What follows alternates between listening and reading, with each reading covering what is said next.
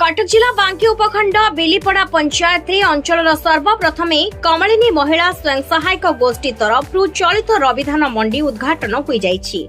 बांकी केन्द्र समवाय समिति सभापति सुभाष चंद्र पाढ़ी मुख्य अतिथि भाव जोगदे धान मंडी को उद्घाटन करने सहित महिला सशक्तिकरण राज्य सरकार एक स्वागत योग्य पदक्षेप बोली कहवा सहित महिला स्वयं सहायक गोष्ठी महिला माने धन्यवाद जणाइथिले। प्रबल ग्रीष्म प्रवाह को आखि आगरे रखी चाषी मानक पई पानीय जल ओआरएस पाउडर एवं छाईर व्यवस्था स्वयं सहायक गोष्ठी तरफ करा जायतिला। 2023 मसीहा ठारू आरंभ करथिबा उक्त महिला स्वयं सहायक गोष्ठी तरफ करा जायतिबा व्यवस्था रे प्रथम दिनरु चाषी मानक मनरे उत्साह देखा जिबा सहित मोट 146 जन पंजीकृत चाषींकर प्राय 200 क्विंटाल धान आदाय लक्ष्य धार्य करा जायतिबा बेले आज प्रथम दिन 4 जन चाषींकर धान संग्रह करा जायतिला।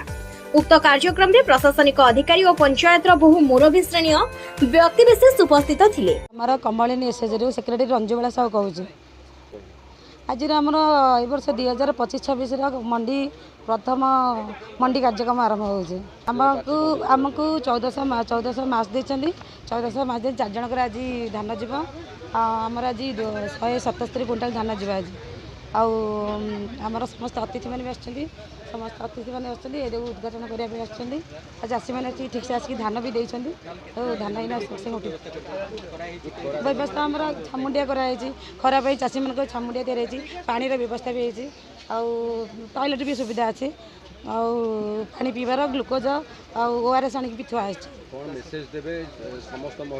ग्लुकोज ओआरएस आनिक भी थुआ आम भी चाहूँ महिला मैंने आमर भाया एमती सरकार अनुमति आनी धान एसएचजी माध्यम माध्यम धान मंडी करी धान चाषी मान विक्रय करूँ। हाँ आम बहुत आम तो समस्त आमर 146 जन चाषी पंजीकृत होती। मु सुभाष पाढ़ी बांकी केन्द्र समवाय बैंक सभापति आज बिलीपड़ा ग्राम पंचायत रे एसएचजी माँ मान द्वारा एक धान मंडी उद्घाटन होउछि।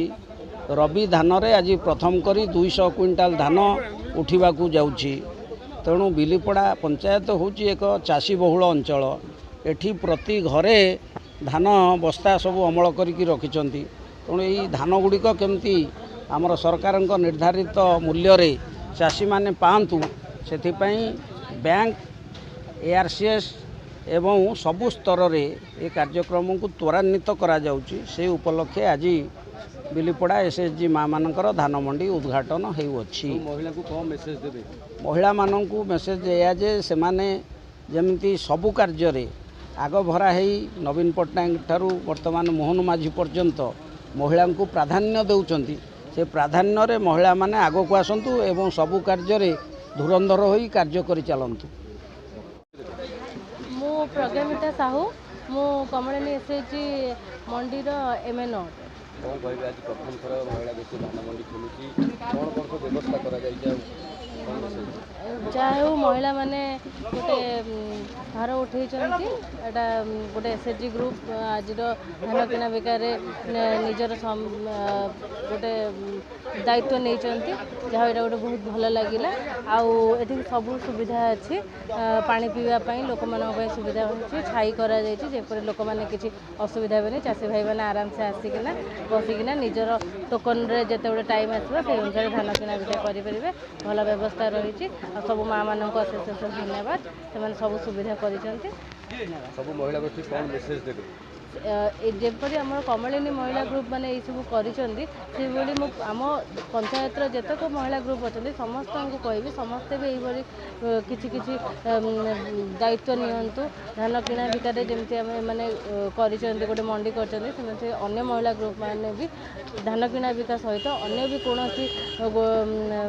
काम हाथ को नियंतु और निजे निजर रोजगार क्षम हूँ। मुझे विपिन बिहारी स्वाई घर बिलीपड़ा।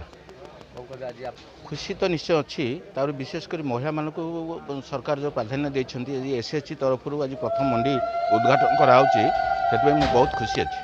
कौन सब व्यवस्था करे सरकार को खरा ग्रीष्म प्रभाव को आखि आगे रखी पालर व्यवस्था कराई ठंडा पानीय जलर व्यवस्था कराई आउ चाषी मैंने बसवा चेयर आदि व्यवस्था अच्छी सब सुंदर व्यवस्था है। खुशी अच्छे धान खुशी तो बहुत खुशी अच्छी निश्चय खुशी बहुत अच्छी। आ विशेषकर मुझे गोटे कथा कहबी नारी मानक सरकार जो प्राधान्य देती सबू एसएचजी तो धान संग्रह करूना मुझे कहबी वेदर गोटे मंत्र अच्छी जे जत्र नारीस्तु पूज्यन्ते रमन्ते तत्र देवता तेणु नारी मानकर आगू को आसिकी ये सब कार्य आगभर ये करवा मोर एटा आह्वान नारी। कटकरू शुभेन्दु महापात्रଙ୍କ रिपोर्ट केटीवी न्यूज।